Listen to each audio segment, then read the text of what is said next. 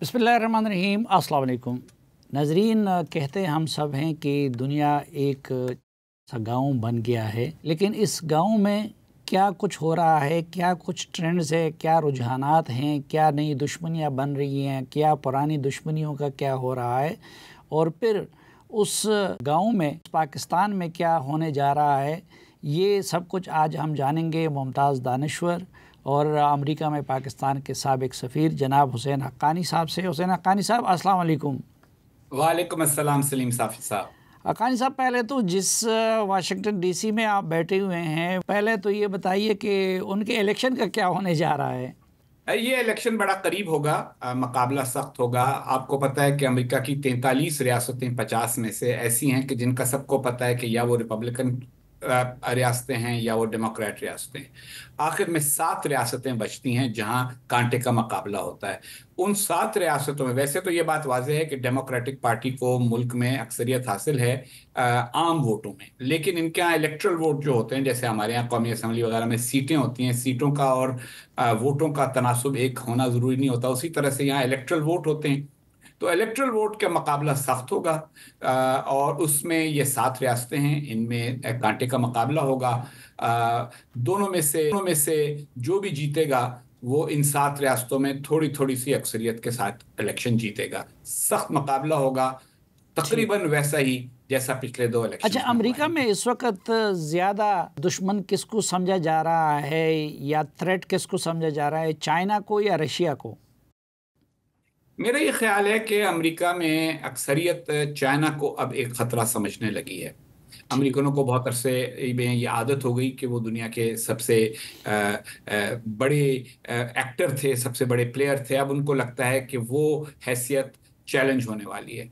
Russia से जो घबराहट होती है वो इस वजह से होती है कि अमेरिका ने अपने मफादात की जो तफहीम है वो बदली है। पहले जी। अमेरिका समझता था हमारा हर जगह इंटरेस्ट है, अब वो बहुत सारे खित्तों से निकल रहे हैं और उनका की तवज्जो है यूरोप पर, जहां उनके तारीखी ताल्लुकात भी हैं और उनकी अपनी सलामती के लिए उसका ताल्लुक है। दूसरी तरफ मशरक़ बईद पर, जहां से उनकी मईशत का बहुत अहम ताल्लुक है, और जो पैसिफिक ओशन के दूसरी साइड पर है अमेरिका के।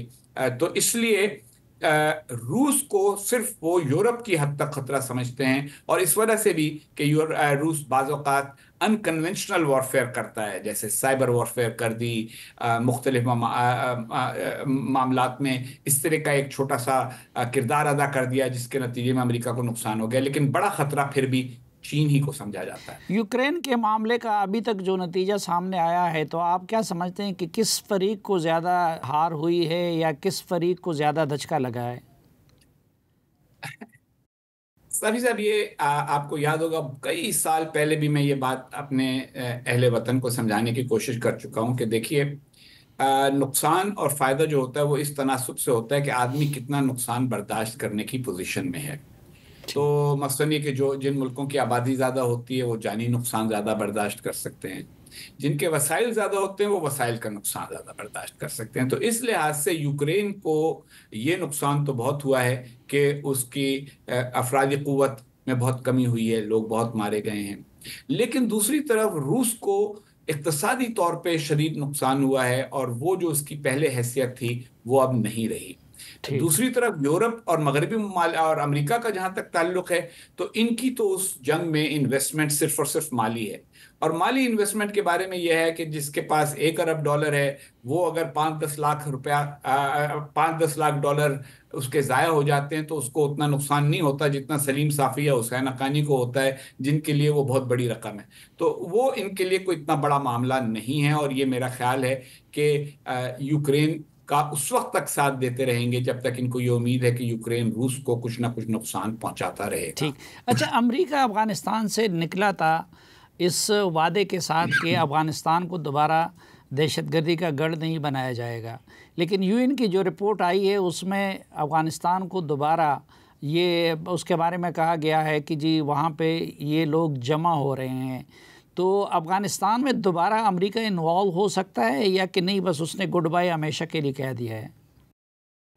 लेकिन कोई किसी को गुड बाय हमेशा के लिए इस दुनिया में कह नहीं सकता, लेकिन ये तय है कि सदर ट्रंप जिन्होंने ये विड्रॉल का आगाज किया था, اور صدر بائیڈن جن کے دور میں یہ وڈرول مکمل ہوا، ان دونوں کی رائے امریکی رائے عامہ سے ہم آہنگ تھی، جہاں یہ تاثر تھا کہ بھئی ہم دہشت گردی کو قابو کرنے میں کامیاب ہو گئے ہیں، ہمارے پاس ایسے ٹیکنالوجیکل ذرائع ہیں جس سے اب کوئی دوبارہ آ کر ہمارے یہاں نیو یارک میں یا واشنگٹن میں حملہ نہیں کرے گا۔ تو کیونکہ وہ نہیں ہے، باقی جگہوں پہ اگر کوئی دہشت گردی ہوتی رہے گی تو اس کو ہم مینیج کر لیں گے۔ اس بنیاد پہ انہوں نے افغانستان سے نکلنے کا فیصلہ کیا تھا، اور ان کا یہ خیال تھا کہ طالبان کو کچھ وسائل فراہم کر کے ان کو اس بات پر آمادہ کر لیا جائے گا کہ وہ اپنا جو بھی تصور اسلام ہے وہ اپنے خطے میں نافذ کر لیں اور باقی دنیا پہ نظر نہ ڈالیں۔ لیکن یہ حقیقت ہے، اگر آپ کو یاد ہو تو میں بھی ان لوگوں میں سے تھا۔ امریکہ کے تھنک ٹینکس میں بہت کم لوگ تھے کہ جو اس بات کی مخالفت کر رہے تھے کہ امریکہ افغانستان سے نکلے، ان میں بھی ایک تھا، اور بڑی زوردار آواز کے ساتھ یہ بات کہہ رہا تھا کہ ایسا مت کرو۔ اگر دہشت گردی کا کوئی واقعہ ایسا ہوا جس کو امریکہ کی قیادت اپنے عوام کو یہ باور کرانے میں کامیاب ہو گئی کہ یہ حملہ ہم پر بحیثیت اجتماعی ہوا ہے اور ہمیں نقصان پہنچائے گا اگر ہم نے اس کا مقابلہ نہ کیا، جس طرح صدر بش نے کیا تھا 9/11 کے بعد، وہ بھی وہ کر سکتے تھے جو صدر کلنٹن اس سے پہلے کیا کرتے تھے کہ کچھ میزائل مار دیے سزا کے طور پر، اور اس کے بعد آرام سے اپنے جنگ کو زیادہ پھیلانے کی کوشش نہیں کی۔ اگر یہ ایک سیاسی فیصلہ ہوگا، لیکن اس کا تعلق امریکی رائے عامہ سے ہوگا کہ کیا امریکہ کی رائے عامہ اس حملے کو بڑا حملہ سمجھتی ہے، اپنے اوپر حملہ سمجھتی ہے، اور اس کے مقابلے میں دوبارہ جا کر افغانستان میں ملوث ہونے پر آمادہ ہے یا نہیں۔ دوسری بات یہ ہے کہ اگر دوبارہ امریکہ افغانستان میں آیا تو اس کے آنے کا انداز پہلے سے بہت مختلف ہوگا، اور اس بار وہ اپنے آپ کو زمینی طور پر اس طرح سے دھنسائیں گے یا پھنسائیں گے نہیں جیسا کہ وہ پہلے کر چکے ہیں۔ اگر آپ دیکھیں تو یوکرین میں بھی انہوں نے ایک سبق سیکھا ہے، ویتنام سے، افغانستان سے، عراق سے اپنی فوج نہیں بھیجی، دوسرے کی فوج کو مضبوط کیا۔ ٹھیک، اچھا، آپ جیسے جتنے بھی صاحب علم تھے وہ مخالفت کر رہے تھے، پینٹاگون اور CIA کی طرف سے اتنی زیادہ ٹرمپ کے وڈرال کے پروسیس کو حمایت حاصل نہیں تھی، لیکن اس کے باوجود بھی وہ نکلنے پہ مصر تھے، اور پھر بائیڈن نے آ کے بڑے عجیب و غریب انداز میں افغانستان سے نکلنے کا فیصلہ کیا۔ تو میں تو خود کنسپریسی تھیوری پہ آپ کی طرح بلیو نہیں کرتا، اور آپ نے تو کنسپریسی تھیوریز کے خلاف بہت کچھ لکھا بھی ہے، لیکن کہیں ایسا تو نہیں ہے؟ کنسپریسی تھیوری یہ ہے کہ امریکہ جان بوجھ کے نکلا ہے اور اب بھی درپردہ طالبان کے ساتھ مراسم رکھے ہوئے ہیں تاکہ افغانستان، پاکستان، چین اور ان کے لیے ایک دردسر بنا رہے۔ دیکھیں، اگر یہ اتنا آگے اور اس طرح سے سوچ سکتے تو بہت سارے ممالک میں ان کو مشکلات کا سامنا نہ ہوتا، لیکن یہ حقیقت ہے کہ طالبان کے ساتھ انہوں نے مراسم رکھے ہیں، اور وہ مراسم رکھنے کے اسباب یہ ہیں کہ امریکن اب یہ سمجھ چکے ہیں کہ جس خطے میں بھی ہمیں آپریٹ کرنا ہے وہاں یا تو ہماری اپنی موجودگی ہو، یا ہمارا کوئی اتحادی موجود ہو، یا پھر جو لوگ ہمارے مفادات کے خلاف بھی ہیں ان میں بھی کچھ عنصر ایسا ہونا چاہیے جس کے مفادات ہم سے وابستہ ہو جائیں۔ اور میرا خیال ہے اس حکمت عملی کے تحت وہ افغانستان میں طالبان کے ایک طبقے کے ساتھ اپنی انگیجمنٹ انہوں نے برقرار رکھی ہوئی ہے۔ رہ گیا معاملہ کہ چین اور پاکستان کو پھنسانا، پاکستان میں ہمیں بہت یہ پرانی غلط فہمی ہے کہ ساری دنیا جو ہے وہ ہمیں مطلب وہ جو ہے نا مشہور جاٹ کا لطیفہ کہ گیا وہ شہر میں میلے میں تو اس کی پگڑی کھو گئی، جب واپس آیا تو گاؤں والوں نے پوچھا کہ کیا ہوا، اس نے کہا دیکھو ان شہر والوں کو انہوں نے یہ پورا میلہ میری پگڑی چرانے کے لیے لگایا تھا۔ تو ہمیں یہ اس طرز فکر سے نکلنا چاہیے۔ کوئی پاکستان کے لیے اس لیے مشکلات نہیں پیدا کرنا چاہتا کہ اگر امریکہ کو اس خطے میں اسٹیبلٹی کے لیے کوئی پارٹنر چاہیے ہوگا تو وہ کون ہوگا؟ ایران تو نہیں ہوگا، طالبان تو اسٹیبلٹی کے پارٹنر نہیں ہوں گے، انڈیا کے ساتھ اس کے تعلقات پہلے ہی ٹھیک ٹھاک ہیں، تو وہ پاکستان کو اتنا دھکیل کر چین کے کیمپ میں کیوں بھیجے کہ اس کے بعد اگر کبھی اس کو پاکستان کی ضرورت پڑے تو پاکستان کام نہ آ سکے؟ اس وقت ضرورت نہیں ہے، لیکن مستقبل میں تو ضرورت پڑ سکتی ہے۔ اچھا، اس وقت واشنگٹن کے ایوانوں میں پاکستان سے متعلق کیا رویہ ہے؟ دوست کی حیثیت میں دیکھا جا رہا ہے، حریف کی حیثیت میں، یا کہ بالکل اگنور ہی کیا ہے، کوئی ذکر ہی نہیں ہو رہا ہے پاکستان کا جس طرح عموماً ہوتا ہے؟ دیکھیں، آپ جو امریکہ کے یہ علمی جرائد ہوتے ہیں جو جن میں خارجہ پالیسی پر اہم بات ہوتی ہے، جیسے فورن افیئرس، فورن پالیسی، ان کو پڑھا کریں اگر آپ، تو اس سے آپ کو اندازہ ہو جاتا ہے کہ یہاں کن ملکوں پر توجہ دی جا رہی ہے۔ ایک زمانہ تھا کہ ہر دوسرے دن ان میں پاکستان پر کوئی رپورٹ آ رہی ہوتی تھی، خبریں آتی تھیں، ہماری اندرونی سیاست کی بھی خبریں آیا کرتی تھیں۔ اب پاکستان کی اندرونی سیاست میں اتنا اتار چڑھاؤ ہو چکا، لیکن ہلکی پھلکی خبروں کے علاوہ کچھ بھی نہیں آتا۔ چھوٹے چھوٹے جو جرائد ہیں بائیں بازو کے، وہ تھوڑا بہت کبھی کبھی خبریں دیتے ہیں پاکستان کے حوالے سے کہ وہاں انقلاب آنے والا ہے یا کوئی مشکلات ہیں۔ امریکی رویہ پاکستان کے معاملے میں یہ ہوا ہے کہ پاکستان ہمارا دوست تھا، ہمارا اتحادی تھا، پھر بطور اتحادی اس نے ہماری بہت ساری باتیں نہیں مانی اور آخر میں ہمارے لیے مشکلات پیدا کر دی، اور ہمیں افغانستان سے جو ذرا بغیر اپنی عزت بچائے نکلنے کے حالات سے دوچار ہونا پڑا، اس میں پاکستان کا کردار تھا۔ یہ تاثر دور کرنے میں پاکستان کی قیادت کامیاب نہیں۔ دوسری جو رہی صحیح کسر ہے، وہ اس تاثر نے پوری کر دی کہ پاکستانی کچھ بھی، امریکہ کچھ بھی کر لے، امریکہ ایک زمانے میں $7 ارب دیتا تھا پاکستان کو، تب بھی پاکستان میں امریکہ مخالف جذبات پائے جاتے تھے۔ اب صرف $100 ملین کا اعلان کر رہا ہے، تب بھی امریکہ مخالف جذبات پائے جاتے ہیں۔ تو اس لیے امریکہ کچھ بھی کر لے، پاکستان میں رائے عامہ امریکہ کے حق میں نہیں ہو پا رہی، نہیں ہوگی۔ اس لیے کیوں نہ جو پاکستان کے ارباب اختیار ہیں، اقتدار نہیں، اختیار، ان سے ہی معاملہ رکھا جائے، اور جب ضرورت ہوگی اس کے اندر طے کر لیا جائے گا کہ پاکستان کو کیا دیا جا سکتا ہے، پاکستان سے کیا لیا جا سکتا ہے، جس کو ٹرانزیکشنل ریلیشن شپ کہتے ہیں۔ ٹھیک۔ اچھا، آج کل آپ مڈل ایسٹ کو بھی بڑے قریب سے دیکھ رہے ہیں، یہ جو فلسطین کی صورتحال ہے، آپ کو اس کا اینڈ کیا نظر آ رہا ہے، اور اس کی وجہ سے کیا تبدیلیاں مڈل ایسٹ میں سامنے آ سکتی ہے؟ دیکھیں، ایک بات تو طے ہے کہ جو مسئلہ فلسطین ہے، اس کا حل سب کو معلوم ہے۔ حل آخر میں یہی ہونا ہے کہ 2 ریاستیں بننی، ٹھیک۔ کیونکہ جو یورپ سے لوگ ہجرت کر کے 80 سال پہلے، 90 سال پہلے، 100 سال پہلے آ گئے، اب وہ لڑائی کیے بغیر تو جائیں گے نہیں۔ آپ دیکھیے اس وقت برطانیہ میں کیا ہو رہا ہے، جو ہندوستان، پاکستان، بنگلہ دیش سے لوگ وہاں گئے ہیں، جو وہاں کے مقامی لوگ ہیں، انہوں نے کہنا شروع کر دیا نکلو یہاں سے، تم کیوں آئے ہو؟ وہ لڑ رہے ہیں کہ بھئی ہم کیوں جائیں، ہم نے یہاں 2-3 نسلیں ہماری یہاں ہو گئی، ہم تو اب یہاں کے ہیں۔ تو یہ والا جو رویہ ہے، جو مثلا حماس کا رویہ ہے، جو ایران کا رویہ ہے، جو جذباتی طور پہ ہمارے ہاں بھی بعض لوگوں کا رویہ ہوتا ہے کہ اسرائیل کا وجود تسلیم نہیں کیا جائے گا، یہ تو اب آسانی کے ساتھ نہیں ہونے والا۔ اب تو یہ ہے کہ کن شرطوں پر 2 ریاستیں بن سکیں۔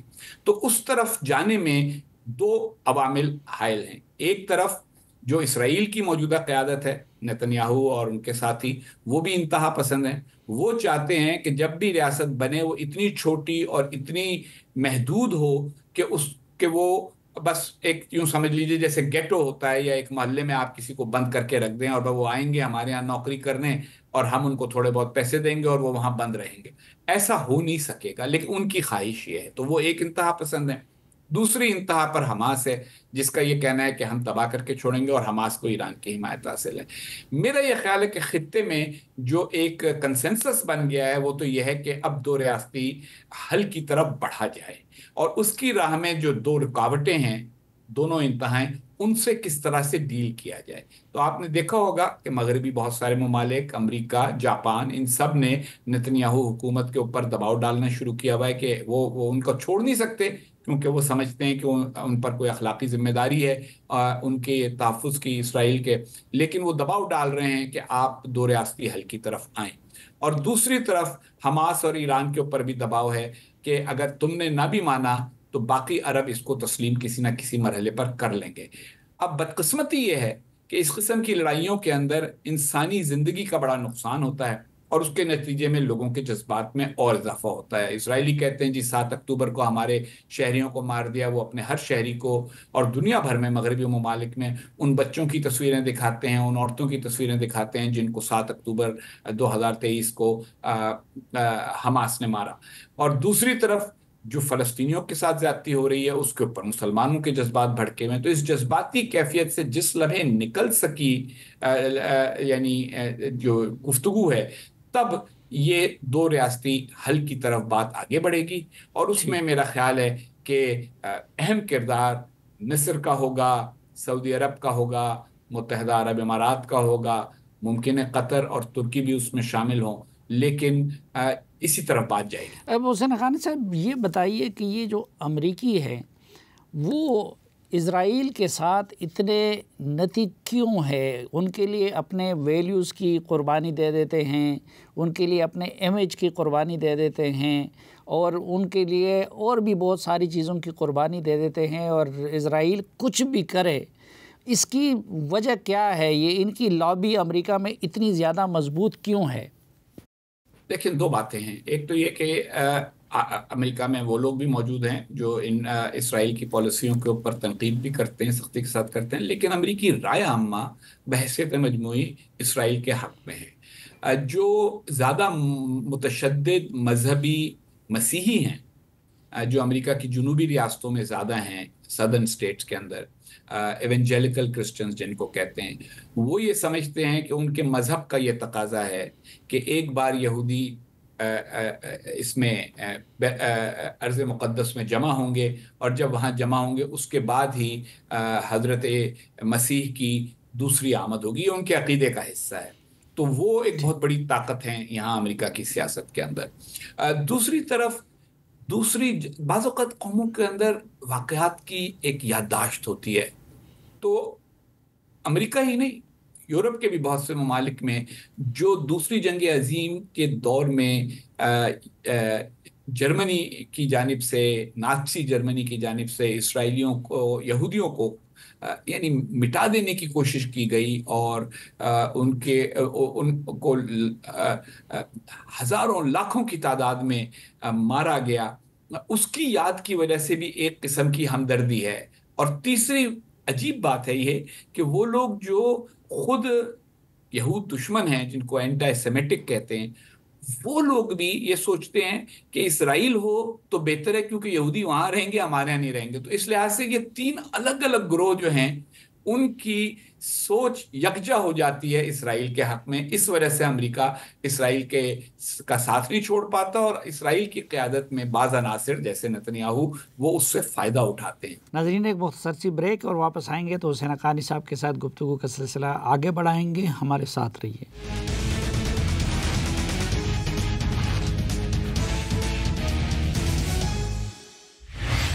ایک بار پھر خوش آمدید آپ کو جرگے میں۔ آج کے جرگے میں ہمارے ساتھ واشنگٹن ڈی سی سے موجود ہے جناب حسین حقانی صاحب۔ حقانی صاحب، آپ نے تجزیہ پیش کیا دنیا کے مختلف خطوں کا، اس تناظر میں پاکستان کی موجودہ خارجہ پالیسی کو آپ کس طرح دیکھتے ہیں؟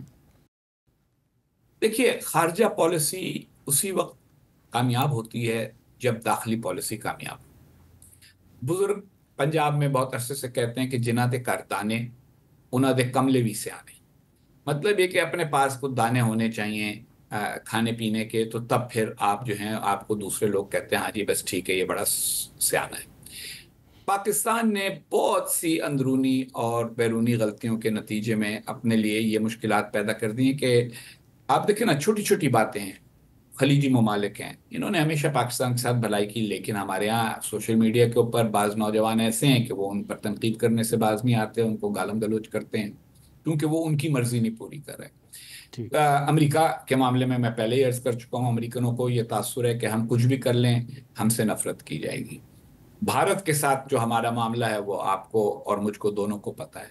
اب ایسی صورت میں خارجہ پالیسی چلانا کو آسان کام نہیں ہے۔ جو لوگ چلا رہے ہیں ان کو میری طرف سے بس یہی کہیے کہ ایک مشکل گاڑی کو ہلکا پھلکا وہ تھوڑا بہت چلاتے رہتے ہیں۔ پاکستان کو کچھ بڑے بڑے فیصلے کبھی نہ کبھی کرنے ہوں گے۔ پاکستان کو یہ تاثر ہمیشہ کے لیے دور کرنا ہوگا کہ پاکستان گلوبل جہاد کا مرکز ہے۔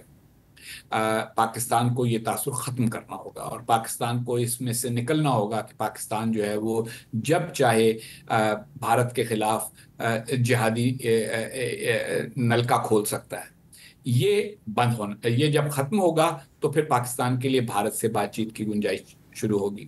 دوسری طرف پاکستان کو اپنی آپشنز اوپن رکھنی چاہیے۔ ہماری آپشنز اب اوپن اتنی نہیں رہیں۔ پاکستان کا جو مثلا یعنی بین الاقوامی قرضہ ہے، اس کا تقریباً 30% جو ہے وہ ایک ملک سے ہم نے لیا ہوا ہے، چین سے۔ تو آپ ایک ملک کے اگر اتنے مقروض ہوں گے تو آپ کو اس پر بہت زیادہ انحصار کرنا پڑے گا۔ رہ گیا چین کا معاملہ، تو اگرچہ ہمارے ہاں ایک چین کے لیے بہت رومانس ہے، لیکن حقیقت یہ ہے کہ پاکستان کی چین کے لیے اہمیت کیا ہے، اس پہ غور کریں۔ وہ اہمیت یہ ہے کہ چین بھارت سے براہ راست مقابلہ نہیں کرنا چاہتا۔ اس کی تجارت بھارت کے ساتھ ابھی تک بہت اربوں ڈالر کی تجارت ہے۔ وہ تو یہ چاہتے ہیں کہ اگر بھارت پر دباؤ رکھوایا جا سکے پڑوسی ممالک سے تو کیوں نہ رکھوایا جائے۔ تو اگر پاکستان بھارت سے لڑنے کے لیے وہی جو امریکہ یوکرین کے ساتھ کر رہا ہے روس میں، کہ روس کے مقابلے میں یوکرین کو کرو، یوکرین اور روس کی پرانی کشمکش ہے، اسی طرح سے بھارت اور پاکستان کی کشمکش کو ہوا دو۔ اس کا کوئی پاکستان کو فائدہ نہیں ہے، مگر خود پاکستان میں جو اندرونی سیاست ہے وہ اب ایسی ہو گئی ہے کہ سمجھداری کی بات خارجہ پالیسی کے حوالے سے کرنا مشکل سے مشکل ہوتا چلا جا رہا ہے۔ اچھا، یہ داخلی سیاست پہ بھی بات کریں گے، لیکن آپ نے شروع میں فرمایا کہ امریکہ اب چین کو زیادہ خطرہ سمجھتا ہے، تو جب پاکستان چین کے اتنے قریب جا رہا ہے تو کیا اس سے امریکہ ناراض نہیں ہوگا؟ اور ان دونوں کے درمیان پاکستان کس طرح بیلنس کو برقرار رکھ سکتا ہے؟ دیکھیے، پاکستان امریکہ کا اتحادی تھا۔ 1954 سے ہم نے باقاعدہ معاہدہ کیا ان کے ساتھ اتحاد کا۔ جی، ہمارے سپاہی اور ان کے سپاہی ٹریننگ، سامان، ساز و سامان، یہ یعنی سیبر طیاروں جن سے ہم نے 65 کی جنگ لڑی اس سے لے کر اور F-16 تک ہر چیز ہمیں امریکہ سے ملی، بھارت کو نہیں ملی۔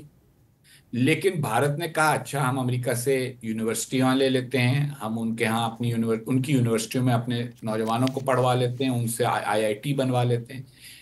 سوچنا یہ ہوتا ہے کہ آپ بیلنس اس طرح کریں کہ جس سے زیادہ جو چیز آپ کو بہتر حاصل ہو سکتی ہے وہ آپ حاصل کریں اپنے لیے۔ تو امریکہ سے آپ اقتصادی مفادات حاصل کریں، تعلیم کے لیے یہاں زیادہ سے زیادہ نوجوان بھیجیں جو ہم نہیں بھیج رہے،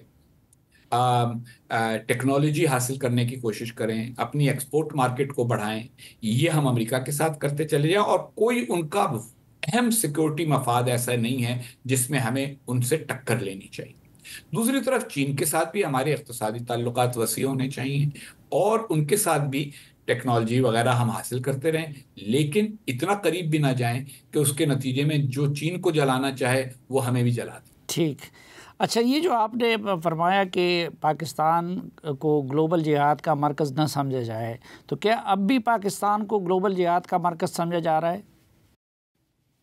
میرا یہ خیال ہے کہ پوری طرح تو شاید نہ کوئی سمجھتا ہو کہ اس طرح ہے، لیکن ابھی تک لوگ اس بات پر پوری طرح قائل نہیں ہو سکے، یا ہماری قیادت انہیں قائل نہیں کر سکی کہ جو جہادی گروپ ہیں پاکستان نے ان کا دروازہ ہمیشہ ہمیشہ کے لیے بند کر دیا ہے۔ اور پھر اس معاملے میں ہمیں اپنے پڑوسیوں کو بہت زیادہ قائل کرنے کی ضرورت ہے۔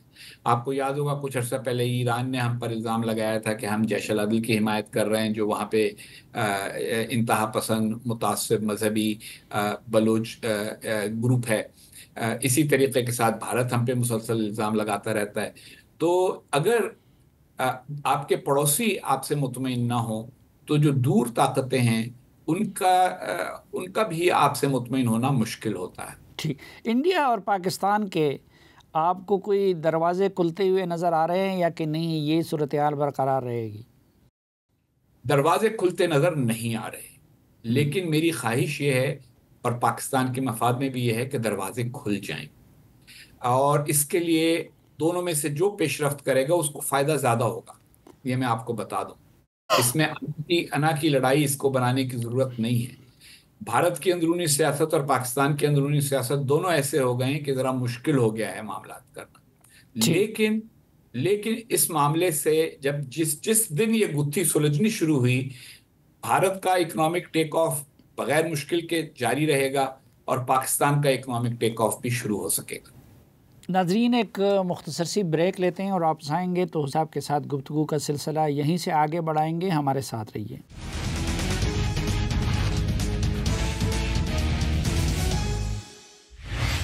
ایک بار پھر خوش آمدید آپ کو جرگے میں۔ آج کے جرگے میں ہمارے ساتھ واشنگٹن ڈی سی سے موجود ہیں جناب حسین حقانی صاحب، جو کہ امریکہ میں پاکستان کے سابق سفیر ہے، ممتاز دانشور ہے اور اپنی ایک منفرد رائے رکھتے ہیں اکثر ایشوز سے متعلق۔ حسین حقانی صاحب، یہ پاکستان کے جو پولیٹیکل کرائسس ہے، آپ کو کیا لگتا ہے کہ اس کا کوئی حل نکل آئے گا یا کہ نہیں، یہ اس سسٹم کو لے ڈوبے گا؟ देखिए, ना तो मैं ये कहूँगा कि सिस्टम डूब ही जाएगा, क्योंकि मेरी ख्वाहिश ये नहीं है कि डूबे। जी। लेकिन ना ही मैं ये कहूँगा कि ये चल सकेगा, क्योंकि जमहूरी निज़ाम को चलाने के लिए सबसे अहम बात यह है कि एक तरफ अक्सरियत जिसको वोट दे उसकी बात मानी जाए, लेकिन जो अकलियत है उसका भी एहतराम किया जाए। हमारे यहाँ मुश्किल ये आन पड़ी है कि जो सियासी खिलाड़ी हैं उनका भी रवैया ये है कि हम एक दूसरे से बात करने की बजाय हम तो बात करेंगे जो एस्टेब्लिशमेंट है उसके साथ। तो अगर एक सियासी गिरोह दूसरे सियासी गिरोह की लेजिटिमेसी को नहीं मानेगा, एक दूसरे से बातचीत नहीं करेगा, और ये सिलसिला रहेगा जो रहा है। देखिए, चंद साल पहले नवाज शरीफ साहब जेल में थे, जी। इमरान खान साहब वजीर आजम थे, और उसके बाद बहुत सारे लोग जो पाकिस्तान मुस्लिम लीग से ताल्लुक रखते थे वो कैद भुगत रहे थे।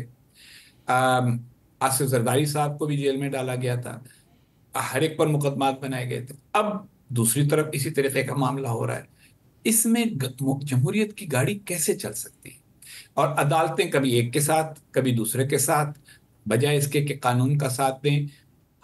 कोई बड़ा फैसला जो सियासी नौयत का है पाकिस्तान की अदालतों का, ऐसा नहीं है जिसे अगर आप पाकिस्तान का आईन और कानून देकर किसी तीसरे मुल्क के माहिर कानून को बिठा दें कि सिर्फ कानून पढ़ के बताओ कि ये एविडेंस था, ये बात थी, इस पर क्या ये फैसला बनता था, तो वो कहेंगे कि नहीं जी ये फैसला नहीं बनता था। सारे फैसले जो हैं अदालतों के वो सियासी नौयत के हैं। और कुतुबियत, पोलराइजेशन इतनी है कि हम्म। एक राय देने वाला दूसरी राय देने वाले का एहतराम तक नहीं करने को तैयार। तो ये तो सिस्टम के लिए कोई अच्छे आसार नहीं है। अकानी साहब, आपने पाकिस्तान के माशरती पहलुओं पे भी बहुत कुछ लिखा है और गौर किया है। तो माशरती लिहाज से हम पाकिस्तान को अगर देखें तो इस पोलराइजेशन को किस तरह का कम किया जा सकता है, क्योंकि ये सिर्फ सियासत में नहीं है, हमारे पूरे माशरे में है। देखिए, हमें एक बात समझनी होगी। हमने थोड़ा सा इस मामले में इंतहा पसंदी इख्तियार कर ली है कि हर चीज को हम हक और बातिल की लड़ाई बना देते हैं। एक पाकिस्तान के सूफी बुजुर्ग हैं, उनका मुझे जुमला याद आता है। उन्होंने एक दफा मुझे कहा था, उन्होंने कहा था जब कभी एक रिक्शा की एक मोटरसाइकिल से टक्कर हो जाए तो आप देखिए रिक्शा वाला ऐसे बात करता है जैसे वो हक है और दूसरा बातिल है, और मोटरसाइकिल वाला इस तरह बात करता है जैसे मैं हक हूं और रिक्शा वाला बातिल है। हालांकि उस टक्कर का हल ये है कि भाई दोनों में से जिसका कुछ नुकसान हुआ है वो दूसरा उसकी अदायगी कर दे, एक दूसरे से माजरत कर लें और अपने अपने रास्ते पे चले जाएं। ये जब तक हम खत्म नहीं करेंगे, और माफ करना, ये जो हमारे बाज लीडरान हैं इन्होंने पाकिस्तान में ये पैदा किया कि जनाब ये हक और बातिल का मार्का होता है, सियासत आती है। ये तर्ज फिक्र ही गलत है, क्योंकि इंसानों की जिंदगी में सैकड़ों चीजें ऐसी होती हैं जिनमें जब वो काफी वक्त गुजर जाए आप पीछे पलट के देखते हैं तो आप सोचते हैं कि ये इतनी बड़ी बात थी नहीं जितनी मैंने इसको बना लिया था उस वक्त। तो हम्म। ये जो तर्ज फिक्र है मुसलसल कशीदगी का, हर बात पर अड़ने का, और फिर ये कहना कि फलाना इसलिए अच्छा आदमी है कि वो अपनी बात पे अड़ जाते हैं, अड़ना कोई अच्छी बात थोड़ी होती है। फिर हमने मफाहमत को बुरा लफ्ज बना दिया। हम हर, यानी देखिए, ये बात दुरुस्त है कि मफाद परस्ती एक अलग चीज होती है, अपॉर्चुनिज्म, लेकिन जिसको प्रैग्मेटिज्म कहते हैं, हकीकत पसंदी, और फिर हकीकत पसंदी के साथ अमलियत पसंदी, ये कोई बुरी चीजें नहीं होती, लेकिन हमने उनको भी मफाद परस्ती की तरह बुरा बना दिया है। तो इन सब का असर हमारी सियासत पे पड़ता है, और उसका नतीजा ये है कि कोई भी बात हो उसमें जो मेरी राय और उससे हम लोग हैं वो अच्छे हैं, जो दूसरे हैं वो चोर हैं, बेईमान हैं, दुश्मन हैं, गद्दार हैं। गाड़ी इस तरह से मुल्कों की चलती नहीं है। इससे तो सिर्फ और सिर्फ मुतशद्दिद सोच, और मुतशद्दिद सोच के नतीजे में कभी कभी तशद्दुद जन्म अच्छा, लेता है। गुज़िश्ता चंद सालों के दौरान पाकिस्तान के अंदर हमारा निज़ाम मज़ीद हाइब्रिड हो चुका है, और हाइब्रिड से हम यही मुराद लेते हैं कि फ़ौज का किरदार उसमें मज़ीद बढ़ गया है। तो फ़ौज के इस किरदार के होते हुए हम अपनी जमहूरियत को जमहूरियत कह सकते हैं, और अगर नहीं तो फ़ौज के किरदार को किस तरह कम किया जा सकता है? देखिए, इस पर तो आपको पता होगा कि मैंने किताबें लिख डाली हैं कि पाकिस्तान की सियासत में फौज का किरदार कैसे शुरू हुआ, क्यों हुआ और कितना फैलता चला गया है।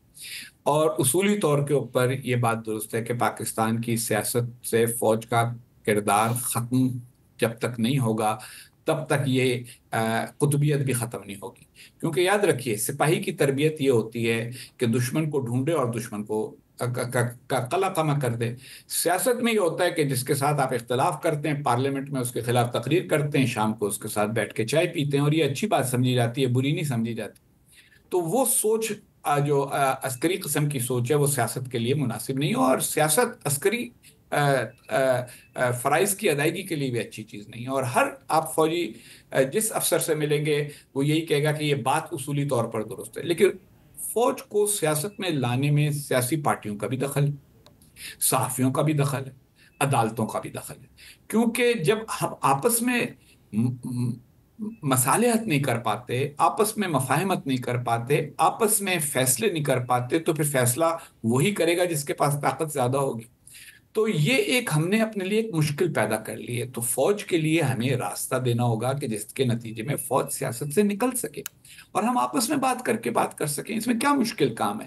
مطلب دیکھیں 4-5 پارٹیاں ہیں، ان کے لیڈر اگر آپس میں بیٹھے ہیں، ہاں جی الیکشن ہونا چاہیے، منصفانہ ہونا چاہیے، یقیناً منصفانہ بنانے کا کیا طریقہ ہے، بالکل دیانتداری سے فیصلے کر لیں. شرط یہ ہے کہ اگر تم جیتو گے تو تمہاری حکومت ہوگی، لیکن میں اپوزیشن میں بیٹھوں گا، میرا تم خاتمہ نہیں کرو گے. اور پھر اگر میں نے تمہیں الیکشن ہرا دیا تو عزت کے ساتھ مجھے حکومت سونپ کے تم بھی گھر چلے جاؤ گے. ہمارے ہاں یہ تبادلہ جو ہے یعنی اقتدار کا، یہ اقتدار کی منتقلی ہو ہی نہیں پاتی.